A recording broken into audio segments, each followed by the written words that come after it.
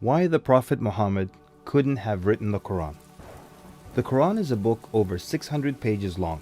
It covers a wide range of topics and was revealed bit by bit over a period of 23 years. So if a man wrote the Quran, we already have a number of problems. If you're going to write a book like the Quran and claim it's from God, you can't make any mistakes. The book can't contradict itself, and you have to keep it consistent as you add to it over a period of 23 years and keep the message consistent. The grammar and style also have to remain the same. If the Quran is not from God, Muhammad would have to write it himself. That means in the middle of the Arabian desert, with no books around and being illiterate, he would have to know law, civil rights law, criminal law, family law, labor law, military law, personal injury law, real estate law, and tax law. He would have to know history. With little to no Christian presence in Mecca, he would have to know the stories and events in the lives of the prophets before him, the history of past nations, Judeo-Christian religious rulings, and he would have to know it well enough to somehow offer additional information and details not found in those books. He would have to know how to develop a nation, how to start a government, know about worship and purification, invent dietary laws, know psychology, about raising children, arbitration, distribution of wealth, finance, and business. In the area of science, he would have to know embryology, oceanography, about plate tectonics, cloud formation, UV rays, know about plants, mountains, bees, the human brain, the Big Bang, and the expansion of the universe. And in order to make the book complete, he would have to have knowledge of the future so he can write things that will happen in the years to come.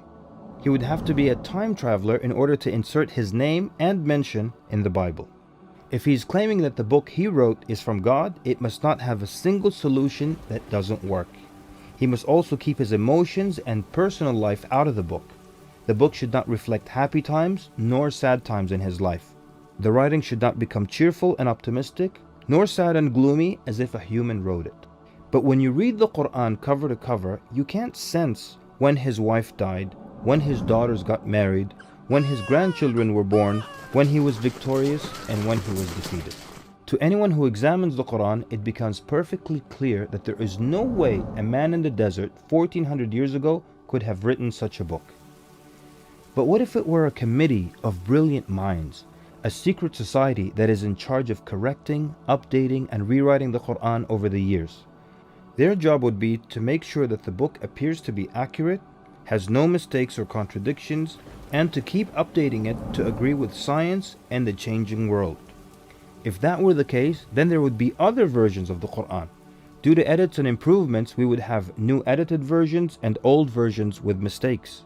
You would be able to detect different writing styles and influences from the different authors. The problem with all of that is, there is only one Quran.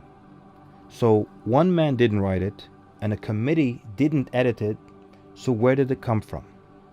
What if clever devils dictated and influenced a man to write the Quran? The question then would be, what kind of devil calls to good behavior, worshipping God, honoring Jesus, giving to the poor, and warns of the devil? Any way you analyze the Quran, you come to a clear conclusion. It could not have been written by a committee, a devil, nor the Prophet Muhammad.